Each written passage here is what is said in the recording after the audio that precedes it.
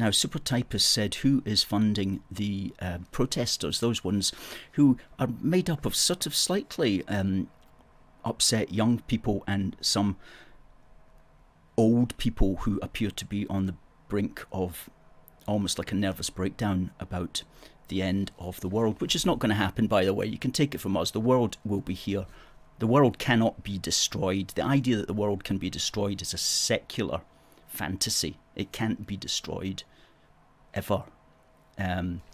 But secular people believe that it can be because they don't have any faith in heavenly things. So here is the article that reveals everything.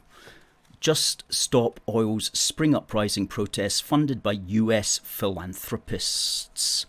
And we'll put the link into, you'll find the link into the comments threads here. And it says the environmental activists whose oil terminal blockades have enraged ministers and commentators has received hundreds of thousands of dollars from the US Los Angeles-based Climate Emergency Fund, CEF. We are their lead institutional funder, CEF's executive director, Margaret Klein Salamon, said. I think actually they're exclusive institutional funder at this point. And she goes on talking about who she and her group fund. A lot of groups we fund use civil disobedience and high-stakes civil disobedience, Salomon said. This year, CEF has made grants of $1.7 million to activists in 25 countries, including the UK. It has particularly focused on the UK with $650,000 given this year to groups including Just Stop Oil and Extinction Rebellion. Salomon confirmed CEF had donated Just Stop Oil hundreds of thousands of dollars. Extinction Rebellion had received about $200,000 from the fund this year, she said. And this article was back in the summer. Insulate Britain, whose roadblock protests last autumn polarised public opinion, were also funded by CEF. CEF operated like venture capital, according to Salomon, seeking out small groups who could benefit hugely from £50,000 to £100,000 donations. Well, it would be good if they sought out a force for good, because we could certainly benefit from a $100,000 donation to promote the integrity of the United Kingdom, but unfortunately we don't have access to professional agitating fundraisers and revolutionary organisations based in the USA. So what you're looking at here basically is this CEF is an American-based international agitation group that acts as venture capital, essentially, as Salomon herself describes it, in order to pay groups that they identify throughout the world, but especially in the Western world, who can benefit from donations of up to £100,000 and much, much more. And you would think, well, isn't this shouldn't that be illegal?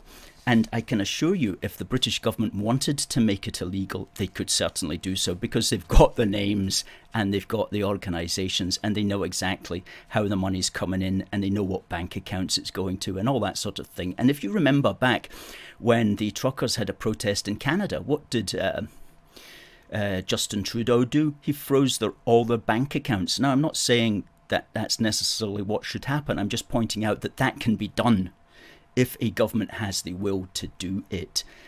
And of course it's not being done in this case, and it won't be done in this case. And the reason it won't be done is because these are approved protest groups.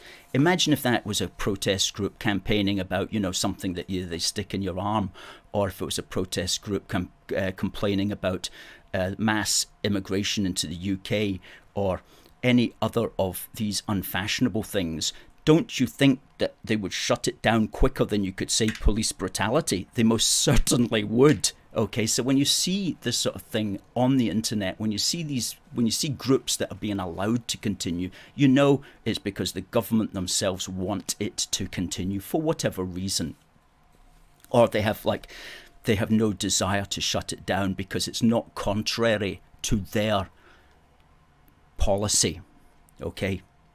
It's not contrary to their policy, so they keep it going, and they just give it a soft touch. But there's certainly enough information if they wanted to do it to stop all of that sort of nonsense.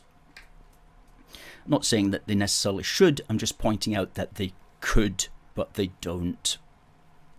And similarly on the internet, whenever you go onto the internet now, whenever you go onto Twitter, it's always some video you see of some old boy having a mental breakdown that the world's going to end, in 300 years or something like that. And that's why he's just plastered a statue full of orange paint.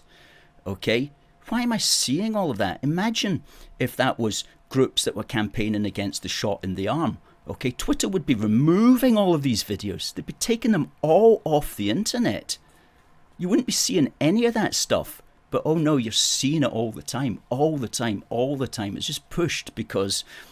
And I'm not saying they should take these videos off the internet. I'm just saying that when you see something, when you see a protest and you're seeing it all the time, you know that the system is not bothered about that protest. It's either encouraging it or it doesn't consider it to be a danger to its own policies.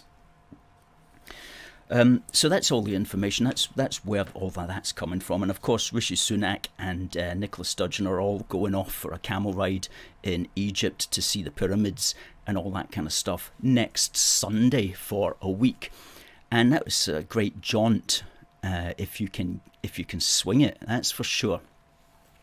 And I would actually be happier if Sunak just went and looked at the pyramids and did a few selfies or whatever in front of the pyramids. I'd be like, okay, mate, you deserve a holiday.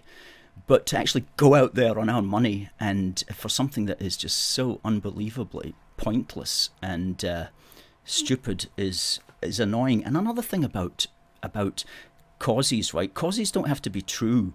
They just have to be useful as far as professional agitators are concerned. Okay, so that's with this issue about the sun and the world coming to an end, that doesn't even have to be true for these Margaret Klein Salomon and her buddies to care about. All they care about is that it's useful. It's a useful idea around which to create agitation for the sake of agitation. That's all they care about. They don't care if it's true or not. It's just, here's a cause that a sufficient number of people have fallen for. We can use this cause for our own ends, whatever our own ends may be. And our own ends may just be devilment. It might just be devilment. Just agitation for the sake of agitation. And there's a lot of professional revolutionaries who take that point. It's just like, how can we muck up the day to day?